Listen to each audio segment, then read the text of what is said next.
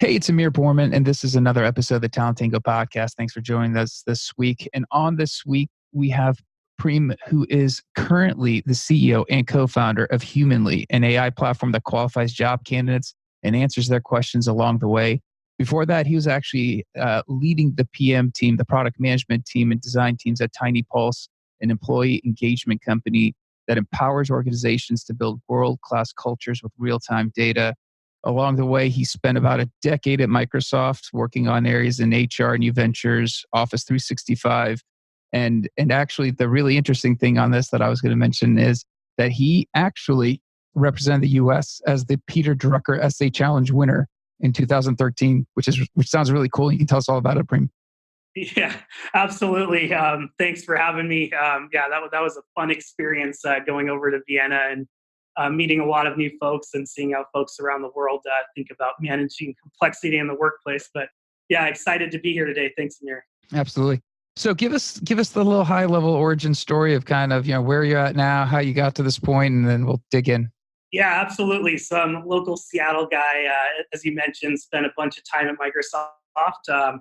And then after having my first kid, I was doing a lot of reflecting and decided to enter the startup scene. So probably not the best time to go from stability to zero stability, but it worked out. And here I am 2.5 years, or actually about 3 years after that. Now I'm just had my second kid, and now I'm moving from TINYpulse, a startup, to starting my own company. So I guess I'm a glutton for instability, but it's been fun. Awesome. Well, sometimes I think we were talking about it. Those those key moments in life, those milestone moments, just trigger something that makes you more focused and just heads down type of scenario. Yeah, absolutely. Cool, man. So I know you have a deep background dealing with automation, bots, bias within AI, how tech and culture can kind of work with each other. And I know we're going to dig into a bunch of those topics. So maybe help the audience first understand when we talk about bots. I know lots been made of them. Everybody's probably dealt with them, but define for us what bots are in your purview, and we kind of go from there. Yeah, I mean, at the end of the day, I think technology in general can help make our lives easier. I look at bots as one form of automation. I look at them as a delivery mechanism. So they're only as powerful as the data and the transactions that happen through them. It's been interesting, though. Back in 2013, 14, there was kind of a bot revolution. Everyone was building different scenarios.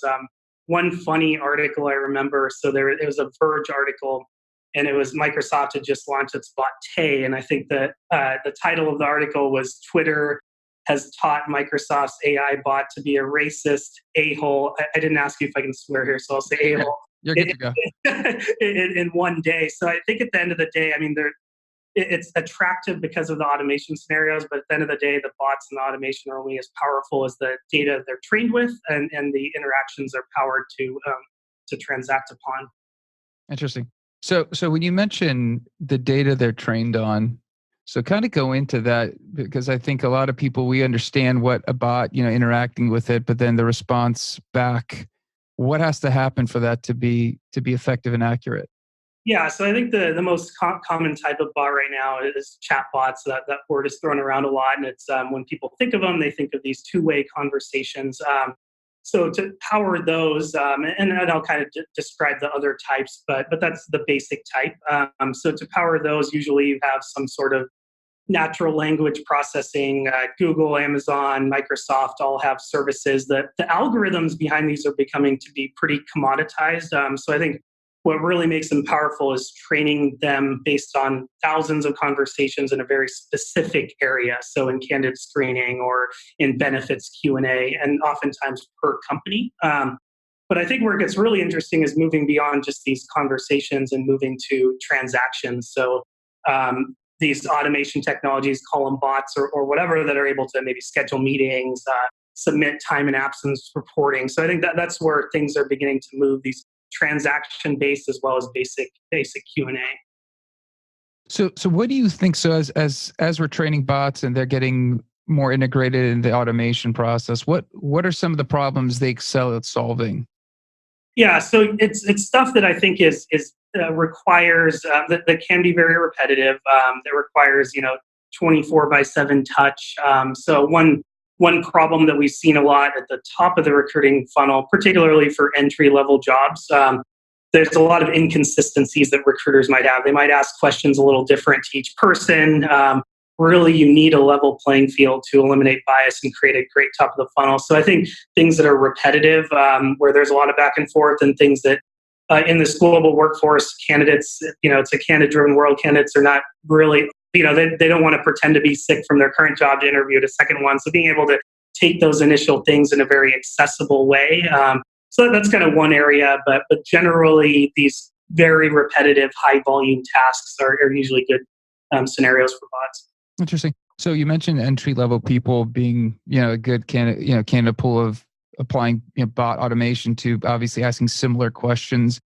Have you seen at all any differences in different levels of experience and their willingness to interact with the bot before wanting to speak to a human? It's a good question. So I think with most experienced hires, recruiting firms as well as companies have the staff to provide a little bit higher touch. So what I think we can do with bots is provide everyone that experienced hire and so that high touch at that scale.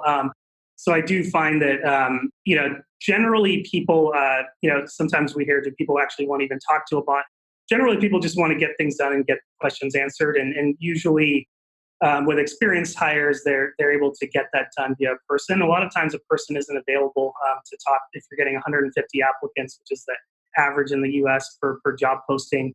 You only interact with a small amount. So yeah, I do think bots are not better than people, but they're able to kind of extend the reach so that every candidate has that good experience, and not just the few that you happen to like because you saw a couple things on the resume. Sure. So I guess just because I think it's interesting when you just mentioned a lot of times recruiters were screening resumes, we're picking out what seems appealing to us that we think is a fit. Is there a scenario where bots with the AI training that's happening behind the scenes will just do simply a better job of eliminating that bias in particular? Let's say it's, we saw somebody working at Amazon for a year and that would have caught our eyes as a recruiter. Maybe like, hey, is that stuff that you see being eliminated by using a bot to kind of weed through? Yeah, it's a great question. And yes, I think there's a big impact that technology and automation can make there, particularly bots. And there's also some areas that AI can increase bias. So I think it's really important there. One phrase that I've heard a lot, I'm sure you have too, and I've always been annoyed when people say that I can tell in the first 10 minutes if I'm going to hire this person, because it's really wrought with bias. The same thing for resumes, where if you really think that looking at a couple of keywords, and a lot of times, even really strong recruiters, you just don't have time. There's so much. If you get 300 resumes for a high volume job, you're going to get to the 250th one later. Then you get to the 100th one, and it might be too late because time is so important there. So I do think bots can help automate some of that, provide a consistent playing field at the top, and eliminate some forms of bias, even to the degree of how the conversations are happening. So eliminating gendered words.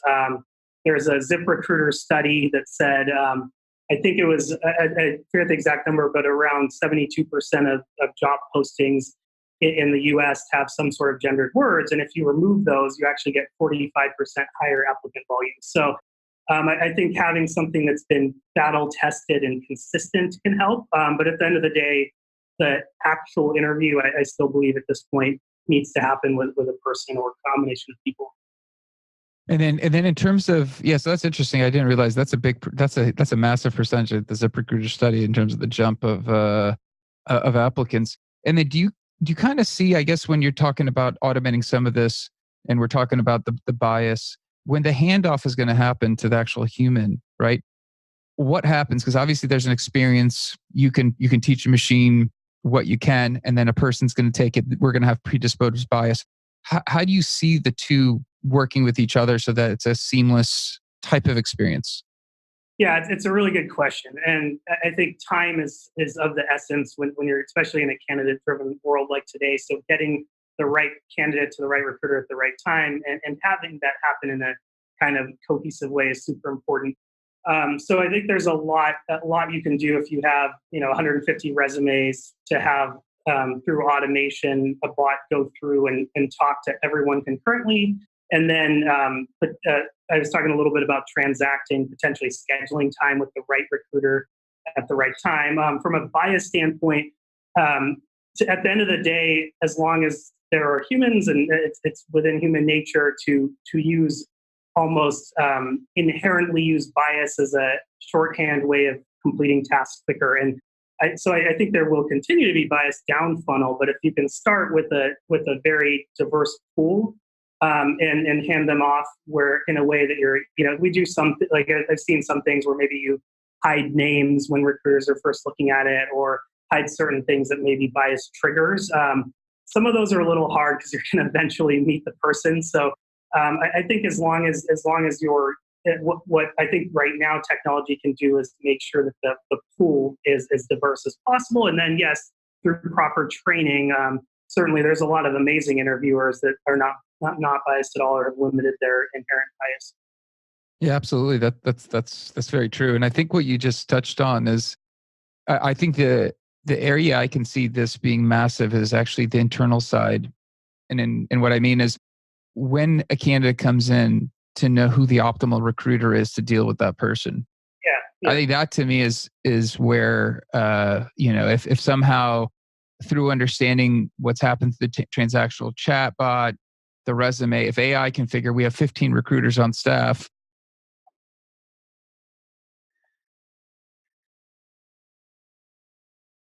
Yeah, especially with large companies that have, I mean, even something as simple as a recruiter that's on that time zone and maybe has a few characteristics that lead them towards more successful hires in a particular area. Yeah. Absolutely, absolutely. So in terms of, I know we're talking a lot about process tech. I have my own opinion. I think I mentioned it up here, but for you personally, like, how do you see the balance? Because I think a lot of times we see people in any industry implementing something. It's always with the tech balancing with the process. How do you envision, like, how do you see departments and HR teams looking at process and trying to overlay this tech to kind of help them?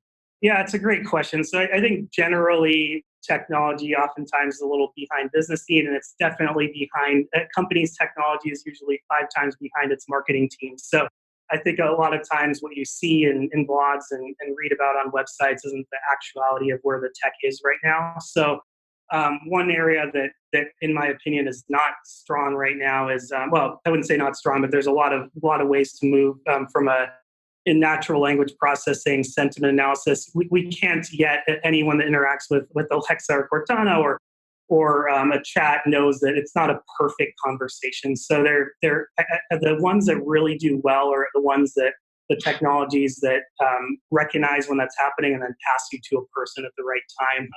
So I think from like a conversational tech standpoint, from a bot standpoint, the tech's not quite there. In terms of how I think the companies that do well are the ones that recognize that we can't just come in here, build an all-knowing bot and replace a bunch of people. It's the ones that are assisting people in doing their jobs better, being more efficient. I think that carries through to how companies market their products, how they brand them, how you onboard your products. It needs to be human plus tech, and not. I don't know if that quite answers your question, but those are some of my general thoughts there. Yeah, I think it's interesting to me. Yeah, I think that resonates, and I think for me, having the end user, the team, sit down and actually unpack their internal IP to see what it is that they do. I think lots of times that process is at a high level is understood, and then there's so much tribal knowledge that happens. And if you start eliminating some of that, that's where I think the efficiencies get gained, because those are just not reproducible parts of the job that just get inherently learned and get passed down from one employee to the next. Yeah, absolutely. Yep. Very cool. So in terms of the one piece that I know we were going to talk about was also culture fit, Yeah. and how tech can possibly help in identifying gaps. And I know that's an area that you have some deep expertise as well. Yeah, no, it's a really interesting thing because it's a culture at the end of the day is a dynamic thing, especially in high turnover markets. You have different people coming in, and it just never fails to amaze me how bad, and I include myself in this category, but how bad most interviewers, hiring managers, specifically hiring managers, employees, and some recruiters as well, but are at culture fit screenings. So there's tons of affinity bias. So a lot of times when people are doing culture screens, they're determining subconsciously if they like the person, if they feel that they'd want to grab a beer with the person, and they're like, yeah, that person was a great culture fit. But at the end of the day, I think what it really comes down to is almost more of a culture ad. So if you're trying to build a great culture, it's like growing any living, breathing thing. If you're growing a plant, you're not going to throw more plants at it. You're going to throw sunlight and water. And I think as you're growing a culture, you want to identify people that might be a little bit different than everyone else, might be against the grain a little bit. And oftentimes in the research I've done at Microsoft, those people that are different get the worst culture fit scores. They might seem like they're harder to work with because they're a little. But I think it's really important if you're really going to grow a culture to look for those additions, not just the cogs that acquiesce. So to answer your question from a tech standpoint, I think it's always good to there's tools out there like TINYpulse, Culture Amp, Office Vibe that are pretty good. It's beginning to be a lot more possible now to measure where your gaps are. Maybe you have a gap in rewards and recognition or employee tenure. So just understanding where your gaps are and then working that into who you're screening and who you're bringing in. So you're bringing in additions that'll make you better and not people that just acquiesce.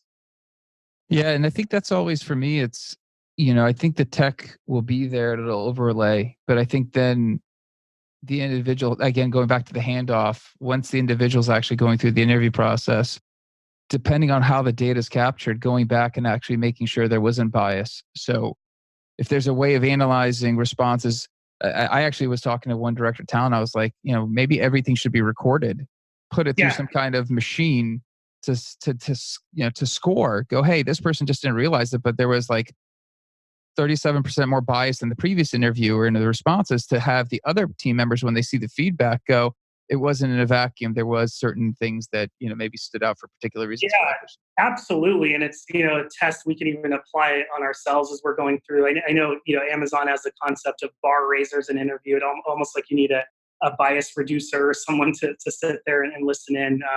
Yeah, absolutely. I think that can be effective. Yeah, I think we're external recruiters, and we don't necessarily look at those components because we're just trying to get candidates to fit their job the best. But it's interesting, once we get somebody over and they're perfect, and then we get this culture fit statement. That's the thing that it just drives me mad, because for companies that are worried about diversity, right, and then they say culture doesn't fit, it's kind of like that's going against the grain, because I actually like a culture ad. Yeah. Because if somebody doesn't fit culturally, is it because you have a rigid culture, or you just didn't like the person, which I think is sometimes what happens in these cases. Yeah, exactly. So you have that affinity bias, and then you're, especially at high growth companies, you things are going to change, and if you try and just keep replicating what you have at a given point in time, you'll never grow. So I think, it's certainly important. Yeah, and especially when you're, so if we do with a fair amount of early stage startups, and when you get the founders involved, typically, I don't know if there's more bias, but what I've noticed just systematically is there's a certain bias for a certain type of person that they are going for, and no matter what you do, it's very difficult. Like, I've been on a couple of calls calling that out, and no matter what you say, you do, it seems like they still go back to what they are most comfortable in. And it's kind of difficult to change that, because they are the ones who are most vested, and you can't convince somebody otherwise. And that's a big challenge we see. Yeah. There's a company that out of Seattle here. I won't name them, but they pivoted a little bit. Originally, they were coming up with these assessments, and it was based on interviewing the founders and the leadership team, and then finding folks that were like them, basically. And it failed miserably. They learned from it. So the company's doing well, but they learn that, hey, it's more about finding what we have, and then finding aspirationally on our culture roadmap where we want to be in 2 years, where we want to be in 3 years, and then building towards that. So yeah, separate topic, but I look at culture and growing it a lot like building a product roadmap in some ways. Interesting. Yeah, no, that's actually an interesting, I guess, example of somebody trying to pull that off and not working. You mentioned, when you're talking about training bots bias. So when you're actually looking at culture and you're trying to make sure that, let's say, if there's technology that's overlaying it, who's setting that up to make sure that that organizational bias hasn't been imparted in terms of whatever the tech is, whether it's TINYpulse, Culture Amp, et cetera? Yeah, it's a good question. So I think there's some things that are known and constant. A company's vision, its values, and those things might not change a whole lot. So you can kind of use that as a starting point. But what's interesting is when you use these tools to gather actual employee feedback, you can see where some of the gaps are and misalignments are. So maybe one of the values is pleasing customers or something like that, and you're able to see through the actual data that isn't happening. So I think it's a process. So I don't think anyone's setting it. Someone might be setting the vision, but then you're actually looking at how employees are reacting to it and what their day to day might be like from a culture standpoint. And when I think about that too, it kind of goes back to basic needs like Maslow's hierarchy, where I think if you're able to provide those basic needs and wants and work environment, then you have an opportunity to move beyond that. But yeah, that's stuff that can be learned through technology, through pulse surveying, through doing any hands meetings, through getting out and talking to your employees, and coupling that with. So one example I'll give is if you're building a product roadmap, you don't just take what your existing customers are saying and build exactly that. That's a huge data point. But you also look at where the market is and where you want to be. Similar to culture, your existing employees are probably the most important data point, but separately, you have to think about what your next 20 employees, 40 employees might want out of their culture. Interesting. So I had a question to go back because you just brought up an interesting thing that it might exist. So when you were at Microsoft and you're working at HR technology, Yeah. Was that more about building internal processes like you just mentioned in terms of making sure diversity, or was that actually purely on technology for solutions they're implementing? Both. Yeah. So my day job was more focused on building tech that we would either use internally or sell externally. So I worked on the Dynamics team. Microsoft now with LinkedIn and with Dynamics for Talent is making some steps there. But separately, I did a lot of work just kind of on my own. Wrote a couple papers on diversity and inclusion, generally generational diversity, and how we can use technology to bring us together. I find a lot of times that I think proximity can kill bias and technology can create proximity in some ways. So we did a lot of work internally in how we make Microsoft seem smaller because it was obviously a very large company still is. Yeah. Yeah, I was actually, I was thinking because the way you define, you know, product management and looking at the roadmap of future employees to include, to make sure inclusion's incorporated in the vision of the hiring. Mhm. I'm actually was curious. Like, I don't know if there's product managers that are brought on into the HR team specifically to sit and focus on the 2 year, 3 year, 5 year roadmap of what needs to happen as the culture's evolving to make sure the right type of things from that inclusivity is actually clicking into place. Yeah, it's a really good question. So I found generally that it is more reactive than it should be. So you have really strong D&I teams at Microsoft and other large companies. Oftentimes the reactions was reactionary. So I remember when I first started a year later, Bill Gates left, and he was kind of the face of the company, and you had a lot of kind of reactions to events and then Ballmer leaving. You have reactions to events, and how does this now change our culture versus being a little more planful of it. So yeah, I do think there's ways teams can be more proactive about where they want to be in coming years from a culture standpoint, and then take into account what happens if we have certain turnover. How do we plan for that and maintain the culture that we want? Yeah, I think the reactiveness we see it a lot from clients who we had one client, we won't name names obviously. They had a consulting group come in, and this was like a, I don't know, 400-person company, and they said this consulting company said we need to increase our diversity hires. And I kind of listened to this and I was like, so you want to okay, so you want to make 3 hires. What are the plans to include them down the road? And it was just interesting because the conversation just kind of meandered. There was no ideas and it was purely knee jerk reaction. And some vendor came in, I don't know who it was, but they must have paid him top dollar to come in and tell them that if you look at your employee pool, it's not diverse. Probably could have done that if you took a picture. But I think what's interesting about the reactiveness is I almost think there needs to be. So I know some teams, depending on how big they are, there are people who are head of, diversity inclusion. But like for other teams that have HR teams and they don't have that component, like almost a product person who can actually sit down to build the roadmap, because I don't think they're looking at that 3 to 5 year impact. That would be pretty remarkable. And I don't know if that role really exists at mid-tier, not under 5,000 employee companies. Yeah, I haven't seen it. It is a really good idea having someone look at it from that angle. And one thing that if I look at sales, one thing that's really important is being predictive in sales and knowing that, hey, we're going to hit this number at this date. And I look at companies that are predicting turnover, like Culture Amp, TINYpulse, and some of these folks. And I think if you're going to have any sort of D&I plan or any sort of cultural roadmap, you need to also factor in movement and change. So I think being able to be predictive in the makeup of your workforce and how that's evolving and where you want it to be versus just the snapshot, like the picture you were talking about, is important. But yeah, I would agree with you. I don't think there's, I haven't seen examples. Maybe people can comment when we post this. There's probably somebody out there who does it every day. It's like, yeah, probably. I didn't realize this is my job. Yeah, I've when we talk to director of talents, even under 1,000 employee companies, I mean, I'd have to really sit down and think if I've ever heard somebody that, and I think the director of talent, VP of talent, chief people, they're responsible for that roadmap. Yeah. But I think product managers have a very unique way of seeing the roadmap versus tactically trying to execute the roadmap. Yeah. I think that's kind of what I think I see as a gap.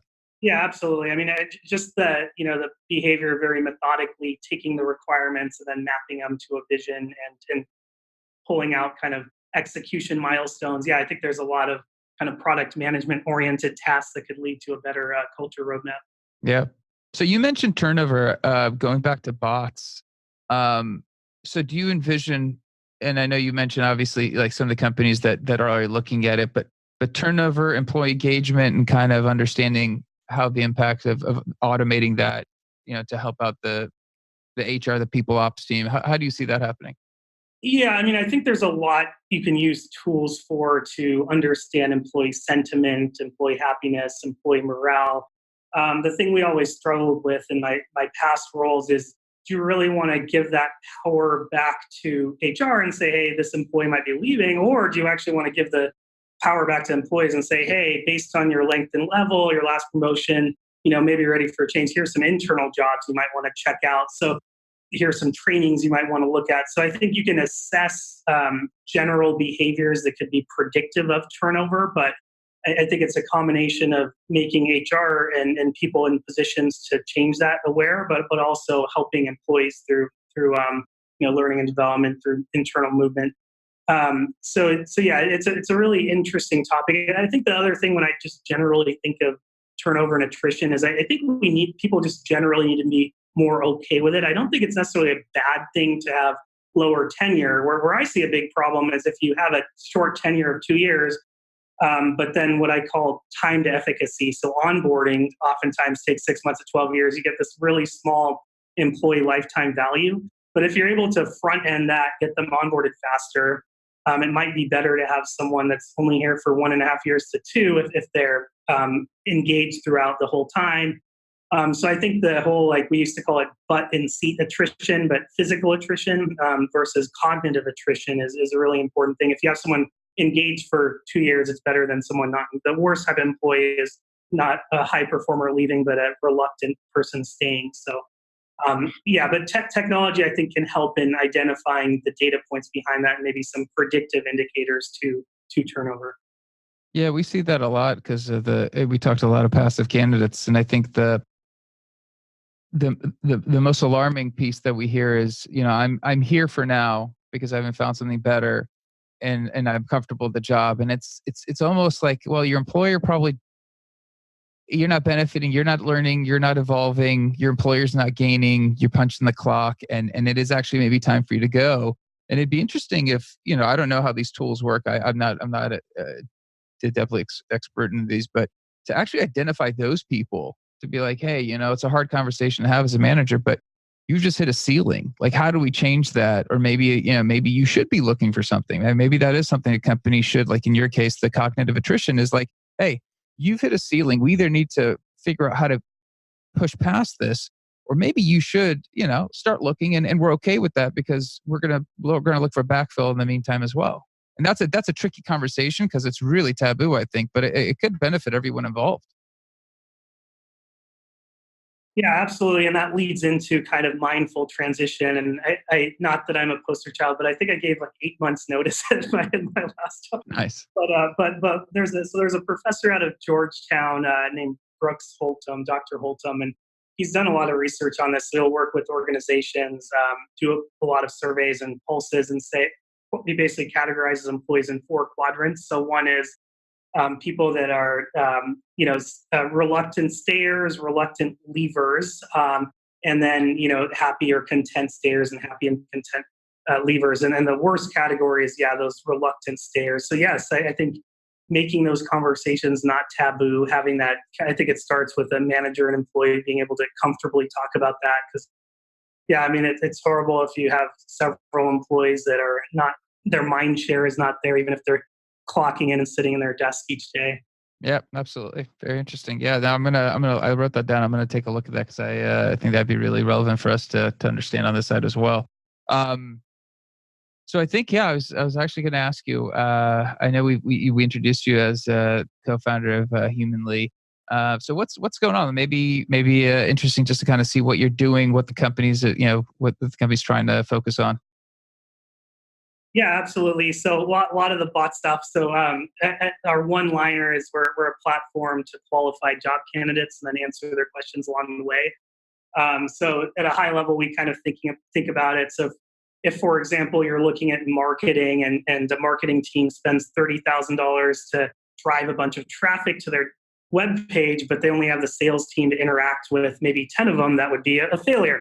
We're trying to do the same thing on the recruiting side. So allow every single person that interacts with your content on social, if formally applying, passive candidates to be engaged with your brand, get their questions answered, get them screened, and then move through the funnel. So it's been a fun, as I was mentioning earlier, just had a kid about 9 months ago. So it's been to kind of make that life transition as well as pursue a dream of mine and following this. And another area we're focused on is the bias stuff. So. Very interesting. That's you're quite an ambitious man to undertake a startup, new child.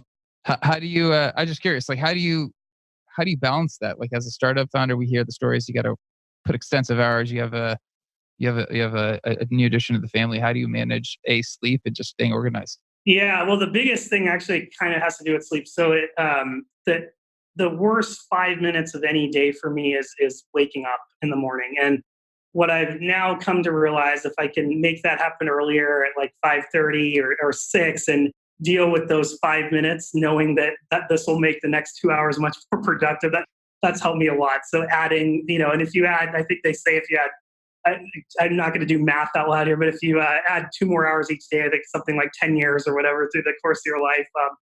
So adding a little bit more to the front end, because when I come home from work, I want to spend time with the family. And even if I plan to work after the kids go to sleep, as you might know as well, being a father, that they can wake up at any time, it's more of so that morning time is protected time that I know if I can get over those 5 minutes and just hate that part, I'll be better off.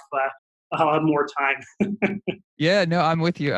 We have just one who's 6, and for now, I think ever since she's been alive, I wake up at around 5:30 because I want about an hour and a half of just, I work out in the morning. It's isolated. I can really just focus on clearing my head, that headspace, and then just knowing what I want to achieve. And then when she's up and, wife gets up, we're trying to get her ready for school now. That just feels like things accelerate from a very, happy pace to all of a sudden 100,000 miles an hour. Yeah. And, once you get to we got to drop her off this year, first grade, and it's, can't be late type of thing. That extra stress already, I'm already worried about having to be that stressed out the door. But Yeah. Yeah, I do feel kids because there's I do feel kind of having that structure where I know I have to get them to school at a certain time and I have to be home by dinner, and I think having those boundaries helps us. It adds a little structure where then I know in those hours in the morning, like I must get this done. So yeah, no, it's been fun for sure. Absolutely. I like to ask, and I was going to I mentioned before the podcast. So what is your little productivity hack? What keeps you on track? You mentioned structure, but is there anything you do particular to you that really allows you to kind of stay on track? Yeah, I mean, I think it's like focused in pockets of time. So when I know about myself that I'm more productive in the morning, one hack I got from my CEO, my former CEO at TINYpulse, is going to a Starbucks and not bringing your power cords. So you only have X amount of battery on your computer to get stuff done. And it actually, in some ways, it's actually helped a lot. I'll go there with 26% battery and have to pump out a blog post or something like that. And that's actually been a one that's helped me a little bit. Dude, that's amazing. I had never thought about it because I never forget my power cord, but I think I could see how that sense of urgency means I'm not going to go browse onto LinkedIn or Facebook for a few seconds and, I'm going to check the score update. I'm not going to meander because I've got in my Mac, for some reason, my MacBook battery goes in 2 hours no matter what I do. I'm like, it's supposed to last 4 hours or whatever. It never does. So that's a good one. I'm going to steal that. Yeah, no, I'm the same. Now the MacBook, the iPhone, the watch, the AirPods, all these things needing to be charged. So, Absolutely. Yeah. And then, yeah, 100%. I like that. I'm going to use that. I appreciate that productivity hack. By the way, thanks for being on, man. I yeah, really appreciate your knowledge. I think learning a lot about the bots in terms of how you can help them augment your team in terms of processes, scheduling, eliminating bias. That's been really amazing. I hope the audience is gonna hopefully have a ton of questions for you. Um, and then if they want to reach out, LinkedIn, Twitter. I know you've seen you on both. Is there a preference? Either one? yeah, no, either one. I probably spend more time. I should be engaging more on Twitter, but mainly on LinkedIn. So, but either way is fine. Awesome. Twitter, those are both good. Awesome. Awesome. So we'll put in your details, how to get a hold of you in the show notes. They'll be on when we release the podcast.